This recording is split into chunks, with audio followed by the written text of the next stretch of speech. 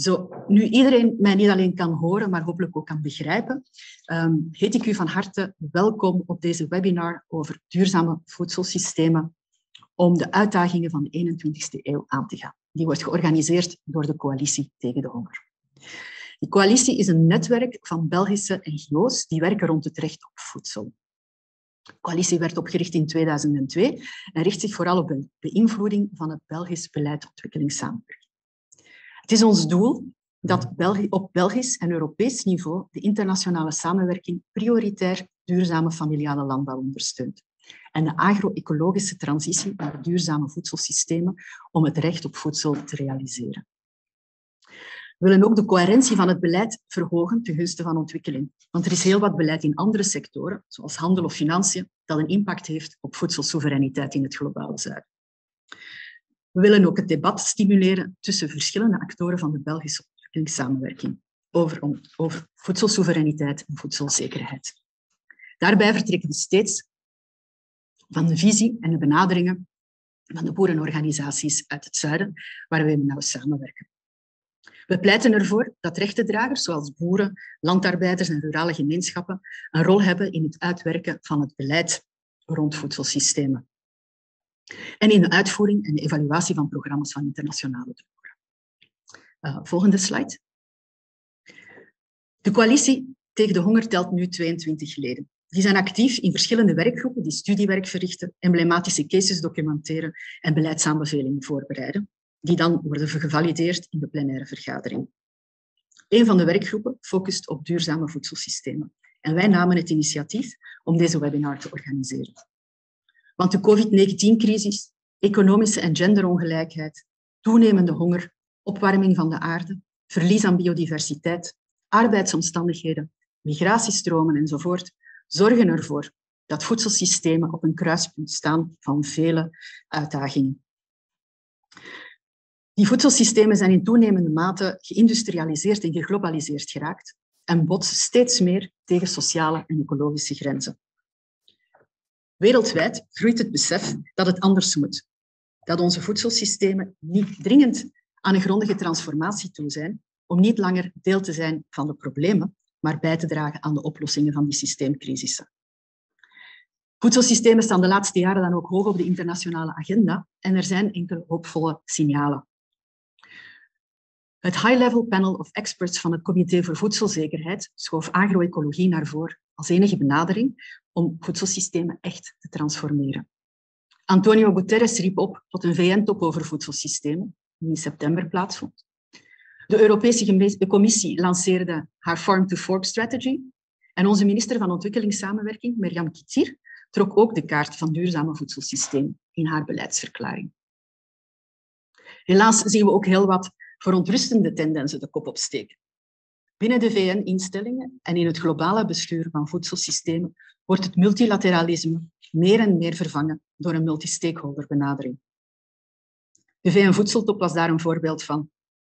Onder het mom van inclusie van alle actoren vergat de top om rekening te houden met belangenconflicten en het grote gewicht dat grote bedrijven kunnen inbrengen om de toekomst van voedselsystemen vorm te geven. Het bestaande inclusieve en multilaterale Comité voor Wereldvoedselzekerheid kreeg slechts een marginale rol op de voedseltop. De top miste bovendien een kans om een adequaat antwoord te formuleren op de voedselcrisis die wordt veroorzaakt door de huidige COVID-pandemie. Redenen genoeg dus voor de Coalitie tegen Honger om deze webinar te organiseren. En oorspronkelijk wilden we mensen een hele dag samenbrengen. Om 's ochtends stand van zaken op te maken over de grote uitdagingen waarmee we geconfronteerd worden. En in de namiddag na te denken over de rol die voedselsystemen spelen in andere mondiale thema's. Zoals klimaat, handel, gender, gezondheid, migratie en waardig werk. Die elk hun eigen uitdagingen kennen. We wilden samen zoeken naar manieren om elkaars werk te versterken en onze beleidsaanbevelingen coherenter te maken. Helaas zorgde de recente verstrenging van de COVID-maatregelen ervoor dat we die namiddag niet konden organiseren zoals we voor ogen hadden. We beslisten om dit deel uit te stellen tot een moment waarop we elkaar weer vrij kunnen ontmoeten en face-to-face kunnen discussiëren. Volgende slide, alsjeblieft.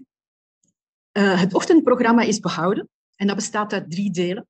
In deze eerste inleidende sessie kijken we vooral naar welke transitie voedselsystemen moeten ondergaan om antwoorden te kunnen bieden op de vele uitdagingen en de rol die België daarin kan spelen. In het tweede panel zullen we uitzoomen naar het internationale niveau en zullen de sprekers het vooral hebben over de grote uitdagingen voor voedselsystemen en hoe tot een coherent internationaal en regionaal bestuur te komen. Daarna houden we een kleine pauze, waarbij u jammer genoeg zelf voor thee en koffie zal moeten zorgen. En nadien volgt het laatste panel, waar we kijken naar nationale perspectieven, waar voedselsystemen met meervoudige uitdagingen worden geconfronteerd, zoals toenemende onveiligheid, migratie, klimaatverandering. Na het eerste en na het tweede panel is er mogelijkheid om vragen te stellen. Vragen kan je formuleren in de chat. Als je dat doet, vermeld dan ook alsjeblieft aan wie je vraag gericht is. En Patricia Toelen van DBA volgt de chat op en groepeert de vragen voor de sprekers. Op het eind van de webinar komen we nog even bij u terug met enkele conclusies waar we de belangrijkste bevindingen samenbrengen. Maar nu dus terug naar de inleidende sessie. Ik geef eerst en vooral graag het woord aan mevrouw Joke Bos-Teels. Hij is adviseur landbouw, migratie en humanitaire interventies in het kabinet van minister van Ontwikkelingssamenwerking Merjam Kittier. Joke zal ingaan op de klemtonen die de Belgische coöperatie legt om voedselsystemen duurzaam te transformeren en hoe familiale boeren daar in het zuiden daarin een belangrijke rol spelen. Joke, aan jou. Dankjewel en goedemorgen iedereen. Bedankt eerst en vooral aan de coalitie om dit colloquium te organiseren. Ik zal hier dus inderdaad vandaag het woord nemen als vertegenwoordiger van het kabinet van minister Kittier, die zelf helaas niet aanwezig kon zijn. Maar het is wel een thema dat daar na aan het hart ligt. De minister wil heel graag vanuit het beleidsdomein internationale solidariteit ook bijdragen aan die transitie naar duurzame en veerkrachtige voedselsystemen. En ik zal u dan ook toelichten waarom dat we dat willen doen, hoe dat we dat willen doen en wat er al concreet gebeurd is. Dus ten eerste waarom. Een van de grote uitdagingen wereldwijd blijft natuurlijk de strijd tegen de honger. In onze welvarende wereld sterven er nog jaarlijks 9 miljoen mensen door honger en ondervoeding, terwijl er terzelfdertijd meer dan 1 miljard ton wordt weggesmeten jaarlijks. Zoals Suzy al zei, heeft COVID ook die uitdagingen nog doen toenemen, ongelijkheden vergroot, economieën verzwakt en miljoenen mensen in extreme armoede geduwd. Nochtans hebben we de expertise en de middelen om honger te beëindigen. Louter meer voedsel produceren zal het probleem niet oplossen, maar er zijn dus eerlijkere en duurzamere systemen nodig. Om het met de woorden van VN-secretaris-generaal Antonio Guterres te zeggen: for people, for the planet and for prosperity. For people, want voedsel is een mensenrecht. Iedereen heeft recht op voldoende en kwalitatief voedsel. For the planet, want onze huidige voedselsystemen dragen heel sterk bij tot de klimaatverandering. Ze produceren onder andere 1/3 van de broeikasgassen wereldwijd en ze zijn verantwoordelijk voor 80% van alle biodiversiteitsverlies. Daarnaast zijn landbouwers net extreem kwetsbaar voor de gevolgen van die klimaatverandering. Dus indien we willen verzekeren dat ook toekomstige generaties nog voldoende voedsel kunnen produceren, moet het anders. En tot slot voor prosperity. 3/4 van de armste mensen ter wereld wonen op het platteland van ontwikkelingslanden. De overgrote meerderheid daarvan is ook afhankelijk van landbouw om in hun levensonderhoud te voorzien. Dus door deze landbouwers te versterken als actoren van duurzame voedselsystemen, willen we hen dan ook uit deze spiraal van armoede tillen. Om die transitie verder te ondersteunen, werd er door onze administratie, door de DGD, eigenlijk een aantal nieuwe richtlijnen opgesteld die de prioriteiten van de Belgische coöperatie verduidelijken. Dus de prioriteiten die werden gesteld zijn ten eerste het stimuleren en het ondersteunen van agro-ecologische en andere innovatieve duurzame methodes. Ten tweede het stimuleren van een inclusieve benadering van voedselsystemen met extra aandacht voor vrouwen, voor jongeren en ook voor kleinschalige of familiale landbouwers.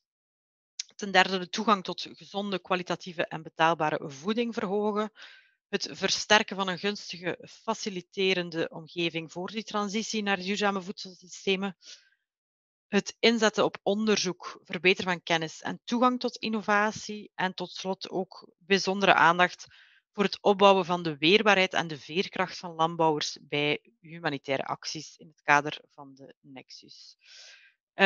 Wat doen we dan? Nu, de landbouwsector is en blijft eigenlijk een van de prioritaire sectoren waarin de Belgische ontwikkelingssamenwerking actief is. Zowel Enable als vele NGO's, als onze multilaterale partners en universiteiten hebben al jarenlang expertise opgebouwd in onze verschillende partnerlanden. En dit zullen we dan ook zeker blijven ondersteunen.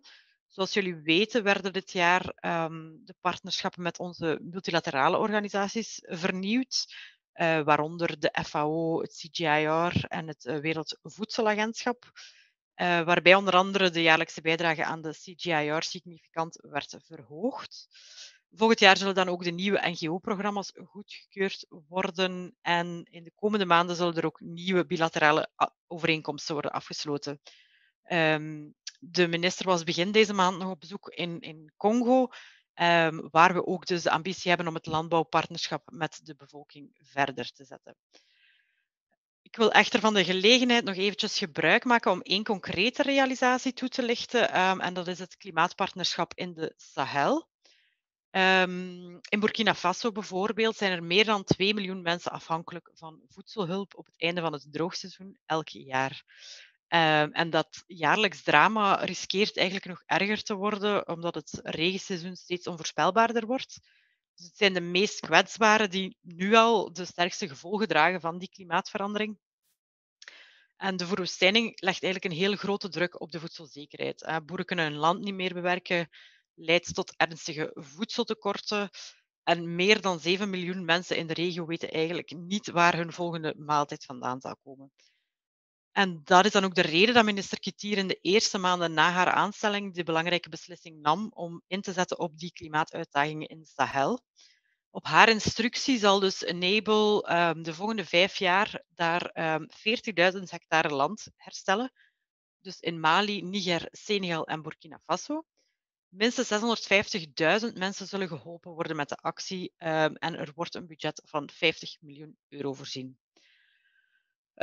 Het belang van deze regio is ook de reden waarom de minister er dus recent op bezoek ging, waar zij de kans ook had om te spreken met partners, met lokale overheden en met de lokale bevolking. Het nieuwe programma werd dan ook echt voorbereid als een partnerschap. Het werd afgestemd op nationale klimaatplannen van de betrokken landen, omdat zij natuurlijk ook best weten wat de noden en wat de uitdagingen zijn op het terrein. De focus van het programma ligt dan op het weerbaar maken van die lokale bevolking door het tegengaan van verwoestijning en de gevolgen van de klimaatverandering. Het gaat ten eerste over landherstel, zodat het opnieuw vruchtbaar wordt en zodat de bevolking opnieuw gewassen kan gaan telen. En hiervoor zullen dus ook die agro-ecologische technieken worden gepromoot. Het gaat ook over toegang tot water, zodat vrouwen geen uren per dag hoeven te wandelen naar het dichtstbijzijnde reservoir, maar ook om conflicten te vermijden tussen landbouwers en herders, wat een grote uitdaging is in de regio. En tenslotte gaat het ook over vergroening, over bomen, net om die Sahara tegen te houden en in lijn met het Great Green Wall Initiative. Waar mogelijk zullen we dit ook doen door in te zetten op agroforestry, zodat ook de bevolking hier voordeel uit kan halen. Tot slot nog 2 innovatieve aspecten die ik toch wil uitlichten. Dus ten eerste, het gaat echt om een regionaal partnerschap. Dus we kunnen de klimaatverandering niet tegenhouden als we enkel denken binnen landgrenzen. Enable gaat dan ook samenwerken met de regionale entiteiten en de verschillende lokale en nationale experts samenbrengen, zodat die belangrijke informatie kan gedeeld worden en de actie op het terrein ook effectiever zal zijn. En ten tweede ook het belang van de genderaspecten in het partnerschap. Tijdens de missie in Burkina Faso en Senegal is de minister zeker het leiderschap van vrouwen en meisjes opgevallen. En nog te vaak worden zij natuurlijk niet gehoord en hebben zij niet de nodige toegang tot bepaalde tools. En daarom heeft de minister ook beslist dat elke actie in dit partnerschap die gendergelijkheid moet gaan bevorderen. Dus 40 tot 50% van het land dat hersteld zal worden, zal ook toegankelijk gemaakt worden voor vrouwen.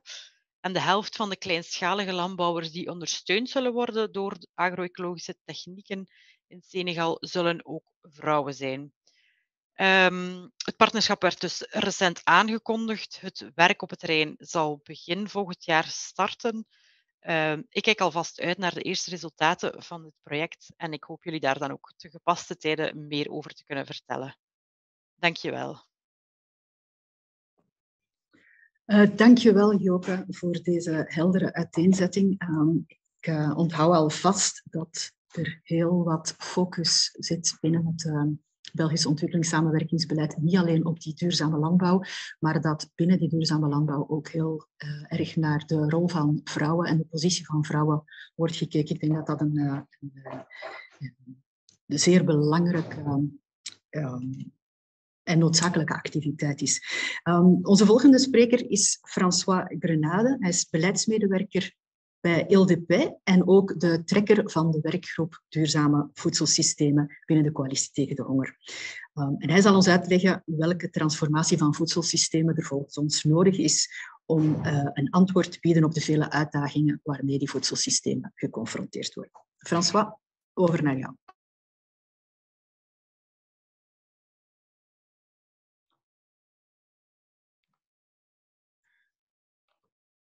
Bonjour à tous. Une seconde, j'essaye de partager mon écran.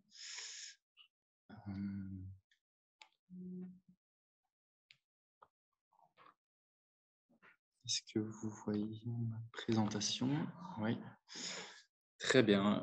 Donc bonjour à tous. Je suis très heureux d'être ici pour présenter les réflexions de la Coalition contre la faim sur le soutien au système alimentaire durable, particulièrement dans les pays dans lesquels les ONG belges interviennent, mais aussi finalement comment est-ce qu'on peut engager une transition vers des systèmes alimentaires durables d'une manière plus globale et ici dans nos pays du Nord. Mon exposé, il va se concentrer dans une première partie sur finalement quels sont ces défis globaux que Joke a relevé déjà en partie.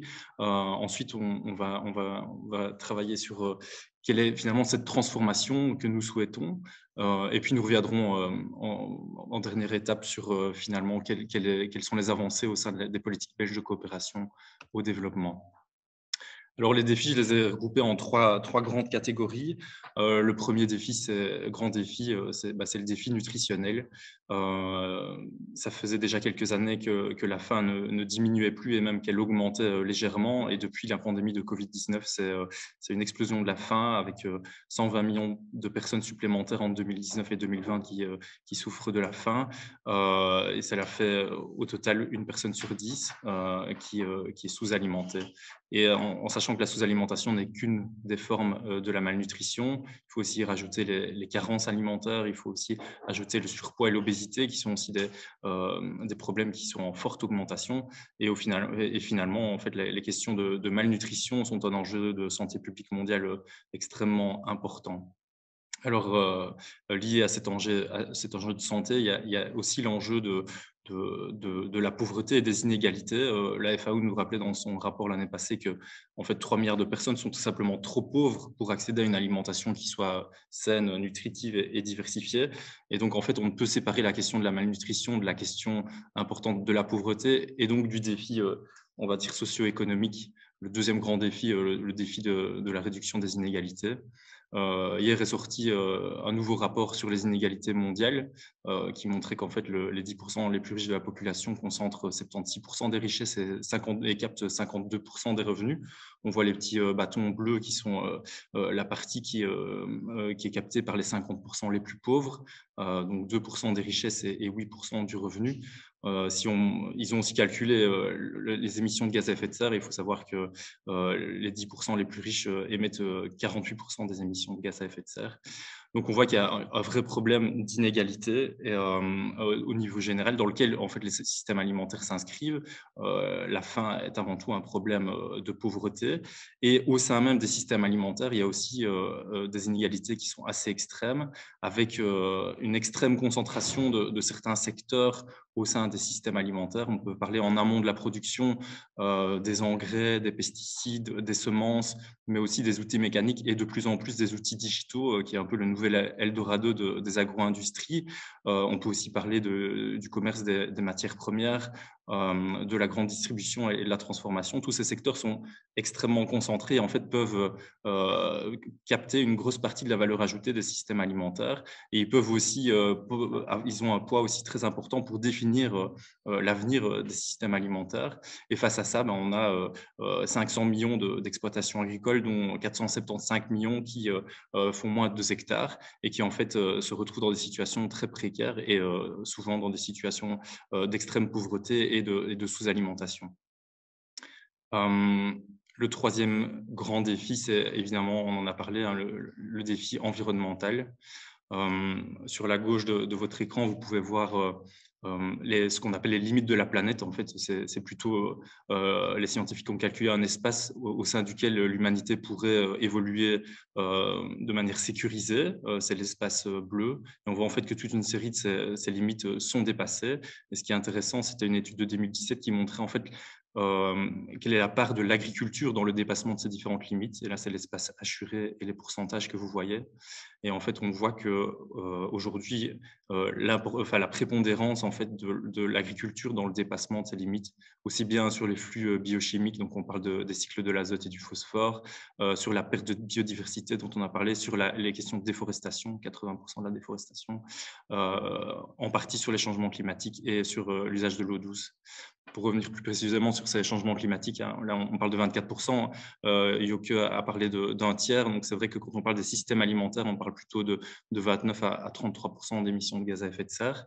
Il est calculé aussi que d'ici à 2050, si on reste dans un scénario de business as usual, les émissions liées au système alimentaire vont quasi doubler. Et alors, ce qu'il faut savoir aussi, c'est que les systèmes alimentaires et les agriculteurs sont les premiers impactés par ces changements climatiques. Et parmi eux, ce sont évidemment les plus vulnérables qui en souffrent le plus. Voilà, donc face à ces trois grands défis, une transformation est nécessaire. Alors, on ne parle pas seulement d'une transformation de l'agriculture, mais vraiment une transformation du système alimentaire. On parle de la fourche à la fourchette, mais on peut même aller plus loin que la fourche. En fait, il faut comprendre l'ensemble des dynamiques qui influencent les systèmes alimentaires et quelles dynamiques sont influencées par ces mêmes systèmes. Il faut essayer d'avoir en fait une vue holistique et globale et essayer d'y répondre par des enjeux et des objectifs qui soient communs. On se rend compte que les politiques sectorielles, comme elles se font aujourd'hui, créent de l'incohérence dans les systèmes alimentaires et empêchent en fait d'avoir ces réponses globales qui nécessitent aussi des arbitrages entre des objectifs très importants, par exemple entre certains objectifs qui peuvent être économiques et des objectifs de droit à l'alimentation. Pour des systèmes alimentaires qui soient réellement durables, l'objectif premier en fait, de toute politique qui influence les systèmes alimentaires, ça doit être de respecter le droit à l'alimentation de toutes et tous, aussi bien aujourd'hui, mais aussi de préserver les outils de production de demain. Donc, c'est évidemment la notion de durabilité environnementale. Alors, face en fait à tous ces défis, les experts, c'est pas seulement les ONG qui disent qu'il faut une transformation radicale, c'est pas seulement les mouvements sociaux, mais les experts du HLPE, hein, donc ce qui est le haut panel d'experts de la Comité pour la sécurité alimentaire mondiale, disent qu'il faut aujourd'hui une transformation radicale. Essayer d'améliorer l'efficience des systèmes alimentaires actuels ne suffira pas. Des technologies même de rupture ne suffiront pas. Il faut vraiment changer très fondamentalement. J'ai d'un coup une interprétation dans les oreilles, excusez-moi. J'espère que ce ne sera plus le cas. Et je viens de perdre... Est-ce que je reprends où j'en étais? Excusez-moi.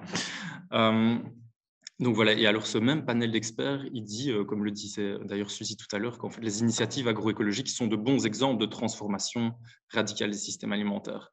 Alors la coalition contre la faim, on va même plus loin, on dit qu'en fait l'agroécologie et ses différents principes, c'est en fait la base indispensable, ça doit être la colonne vertébrale qui guide en fait la transformation des systèmes alimentaires durables, parce que c'est la seule approche qui a vraiment cette vision holistique et qui répond aux différents défis précités. Alors, l'agroécologie, c'est un concept qui gagne vraiment en importance au niveau politique, au niveau scientifique aussi déjà depuis un certain temps. Le fait qu'on en parle de plus en plus fait aussi qu'il y a un certain dévoiement de la notion, qu'on le réduit des fois à des pratiques culturelles. Donc voilà, il est nécessaire aussi d'avoir une vision claire de ce qu'est l'agroécologie. Et selon nous, la meilleure manière de définir l'agroécologie, en fait, c'est de la définir par les différents principes qui la composent. Ce sont les 13 principes qui sont reconnus justement par le haut panel d'experts du Comité pour la sécurité alimentaire mondiale.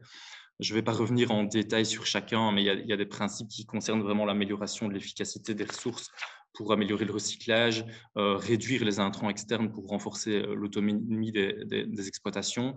Il y a ensuite toute une série de principes qui sont vraiment concentrés sur le renforcement de la résilience des systèmes de production, qui est vraiment, la résilience est vraiment une question, une notion qui est centrale dans l'agroécologie.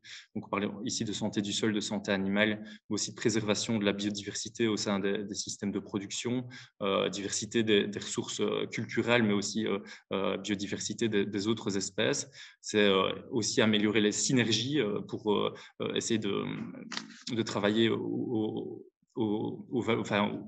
excusez-moi, les synergies pour que en fait, les fonctionnalités de la nature puissent vraiment se développer et travailler aussi à la diversification économique des systèmes de production pour renforcer la résilience. Et enfin, c'est souvent les dimensions qui sont le plus souvent mises de côté, c'est toutes les dimensions qui sont liées à l'équité. Et donc là, il y a 6 principes qui sont liés à l'équité, aussi bien sur la question de comment est-ce que sont créés et se partagent les savoirs. Et là, on insiste vraiment sur une co-création de savoirs et un partage des savoirs qui soit beaucoup plus horizontal. Ça influence énormément la direction des systèmes alimentaires. Il y a la question des valeurs sociales, de la culture alimentaire des différentes régions du monde qui doivent être respectées. Il y a l'équité qui est dans la répartition de la valeur ajoutée des systèmes alimentaires, la question de la connectivité aussi, comment est-ce qu'on crée des marchés territoriaux où en fait on rapproche les producteurs des consommateurs. Et enfin, les 2 derniers principes concernent la gouvernance. Déjà, la gouvernance des ressources naturelles et de la terre pour que tous les producteurs aient accès finalement aux ressources productives de l'agriculture et aussi la gouvernance générale des systèmes alimentaires qui doit être beaucoup plus inclusive et qui doit faire participer l'ensemble des parties prenantes, ce qui est loin d'être le cas aujourd'hui. On l'a vu dans le défi socio-économique. Et donc, c'est vraiment quelque chose sur lequel nous, on insiste à la coalition contre la faim, c'est que l'agroécologie, c'est un mouvement social qui vise à lutter contre les inégalités économiques et la forte concentration de pouvoir dans les systèmes alimentaires et qui finalement vise à renforcer la souveraineté alimentaire des populations. Et c'est une dimension qui est vraiment importante à souligner dans la transformation agroécologique. Alors en fait, cette transformation, elle a différents atouts, hein. Et elle est capable de nourrir le monde malgré ce que certaines critiques en disent. C'est le haut panel d'experts du CFS qui le dit, que tous les principes agroécologiques contribuent de façon directe et indirecte à améliorer la sécurité alimentaire et la nutrition. Alors qu'on parle de disponibilité, donc ça c'est les questions de production. Peut-être certaines régions du monde où les systèmes de production sont dopés aux énergies fossiles, les rendements vont légèrement baisser, mais dans d'autres régions du monde, les pratiques agroécologiques permettent d'augmenter la production.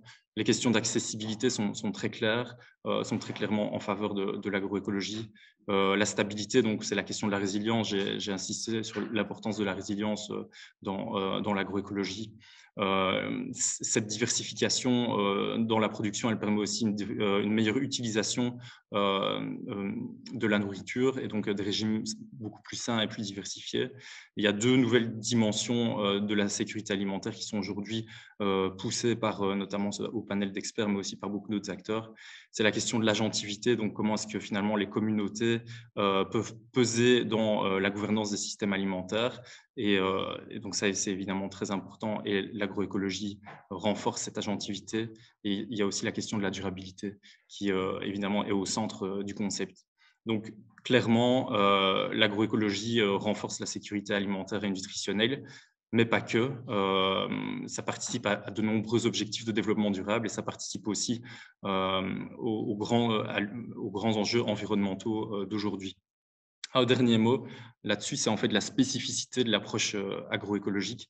Parce qu'aujourd'hui, le Comité pour la sécurité alimentaire mondiale a adopté des recommandations politiques sur l'agroécologie et autres approches innovantes. Donc en fait, on a mis d'autres approches dans le même paquet que l'agroécologie, alors que l'agroécologie a quelque chose de très spécifique, c'est que justement, elle a cette dimension holistique, tandis que les autres approches novatrices, comme par exemple l'agriculture climato-intelligente ou l'intensification durable, se focalisent sur certains défis et en fait ne prennent pas en compte la globalité des aspects et donc oublient souvent la dimension socio-économique et la question de la réduction des inégalités.